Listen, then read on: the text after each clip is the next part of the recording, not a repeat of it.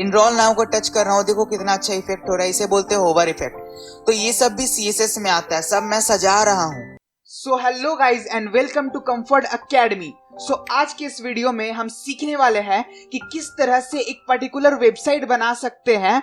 चलिए शुरू करते हैं। तो आ जाइए मेरे कंप्यूटर के स्क्रीन पे। तो सबसे पहले हम सीखेंगे कि किस तरह से HTML का और कोई भी लैंग्वेज होता है। देखो सबसे पहले तो आपको मैंने ये नहीं बताया कि कौन कौन सी लैंग्वेजेस यूज होती है वेबसाइट बनाने के लिए। तो हम सीखेंगे 3 लैंग्वेजेस, ठीक है।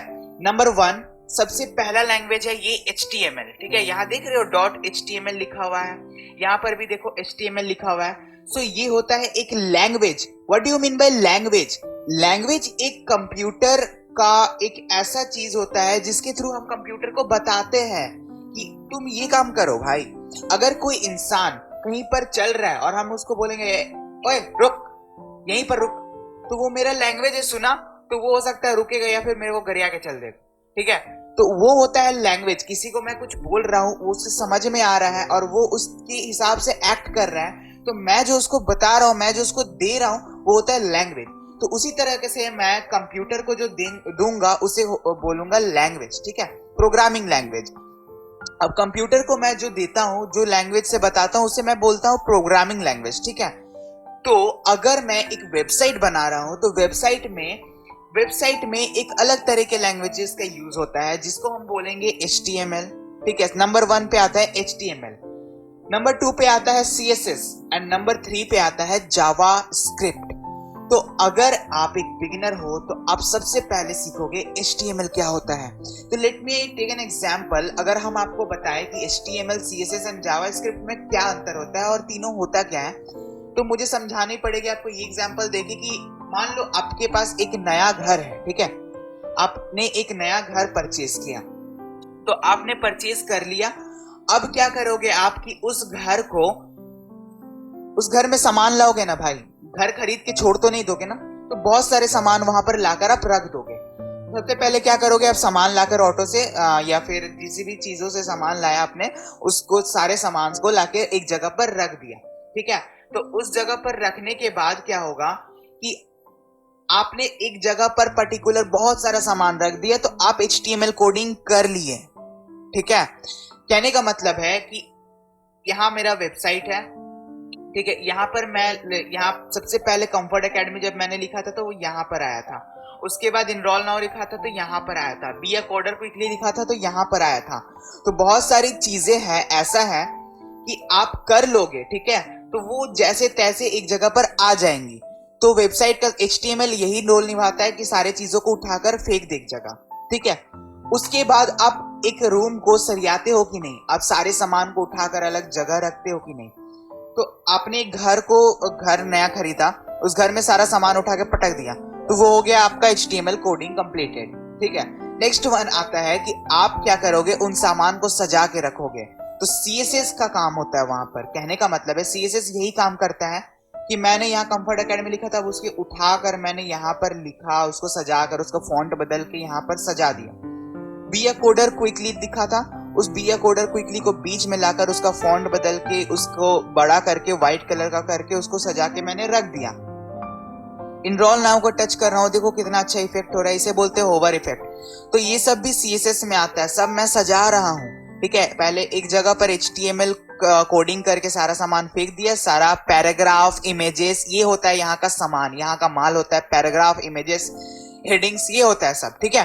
तो आप ये सारी चीजों को एक जगह पर समेट के रख दोगे। नेक्स्ट वन क्या करोगे कि आप एक बार हेडिंग लिखने के बाद और पैराग्राफ लिखने के बाद आप क्या करोगे कि उन सब चीजों को सजाओगे। तो ये हो गया CSS, ठीक है। CSS के थ्रू आप सजा लिए। अब जब सजाओगे तो आप एक होम बटन को टच करोगे तो आपका कौन सा बार खुल के निकलेगा, ये सारा होता है जावा स्क्रिप्ट की मदद से। मतलब जावा स्क्रिप्ट से हम बहुत तरह की फंक्शनलिटीज का यूज कर सकते हैं, फंक्शनलिटी करते हैं। होम को टच करेंगे तो कौन सा फंक्शन काम करेगा, मतलब अलग अलग तरह की फंक्शन हम जावा स्क्रिप्ट की मदद से करते हैं, ठीक है। तो ये तो था हमारा वेबसाइट। तो अब देखें कि हम लोग HTML में कोडिंग कैसे करते हैं, स्टार्टिंग कैसे करते हैं। तो ये हो गया VS कोड। ये जो जिस चीज पे मैं कोडिंग कर रहा हूँ उसे बोलते हैं VS कोड। VS कोड के बारे में जानना है तो अब बहुत सारे वीडियोस पड़े हुए हैं इंटरनेट पे, तो आप जाके देख सकते हो। मैं direct point two at the point बात करूंगा, ठीक है। तो VS कोड में आप सबसे पहले क्या करोगे, आप सबसे पहले ये करोगे कि आप एक वेबसाइट बनाना शुरू करोगे। तो वेबसाइट के लिए आप सबसे पहले एक HTML का कोडिंग करोगे, ठीक है। तो HTML का कोडिंग करते हैं हम।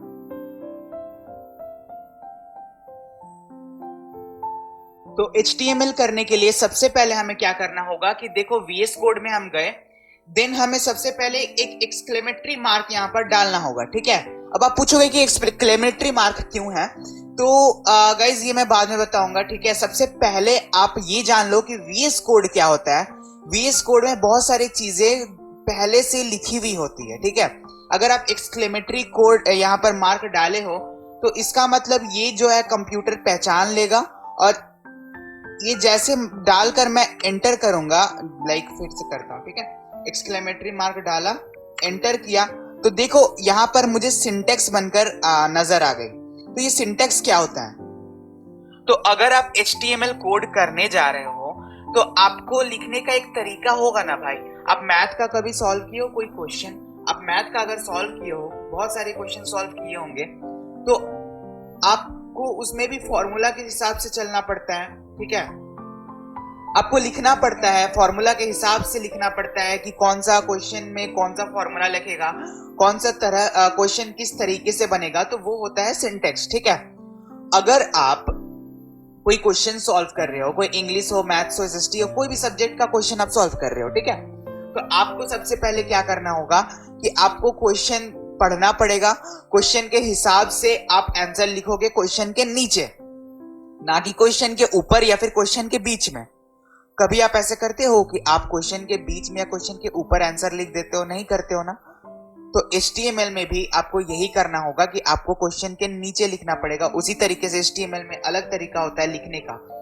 तो सबसे पहले हम ये जानेंगे कि एक इंसान का स्ट्रक्चर यहाँ पर देख लेते हैं। एक इंसान का बॉडी, ठीक है। एक इंसान में क्या होता है, सबसे पहले एक हेड होता है, उसी तरीके से HTML में एक हेड होता है। हेड हो गया, उसके बाद एक इंसान में एक बॉडी होता है। मैं कहने का मतलब है पहले सर होता है, उसके नीचे का धड़ होता है। तो हेड के अंदर मैं जो लिख रहा हूँ, हेड के अंदर जो मैं यहाँ पर लिख रहा हूँ, तो हेड के अंदर जो ये डॉक्यूमेंट लिखा है, इसकी जगह पर मैं लिख दूंगा माय न्यू वेबसाइट, ठीक है। इसको सेव कर दिया मैंने। अब देखो, इसका जब मैं कोडिंग खोलूंगा तो माय न्यू वेबसाइट, ये होता है हेड, ठीक है। जो सबसे ऊपर दिखता है वो होता है हेड, ठीक है। उसके बाद हम बॉडी में हम क्या लिखेंगे, मान लो H1 का टैग लगा के हम लिख दिए this is Mohit from comfort academy, ठीक है। इसको सेव कर दिया मैंने। अब देखो, अगर हम इस पे जा रहे हैं, उसको थोड़ा सा रिफ्रेश कर रहे हैं, तो देखो यहाँ पर आ गया this is Mohit from comfort academy, that is a heading, okay.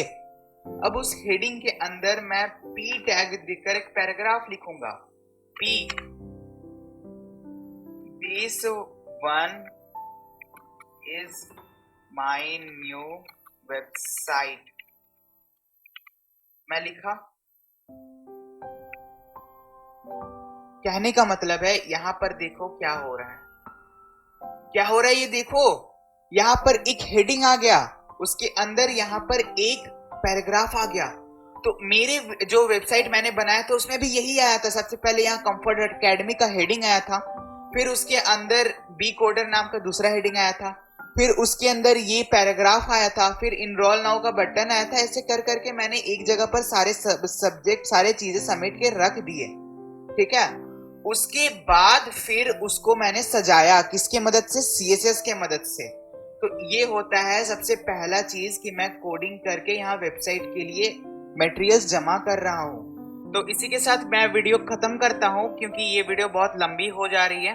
तो आज के लिए बस इतना ही। आपको ये समझ में आया आज की HTML क्या होता है और HTML की कोडिंग हम कैसे शुरुआत करते हैं, ठीक है। सिंटेक्स क्या होता है।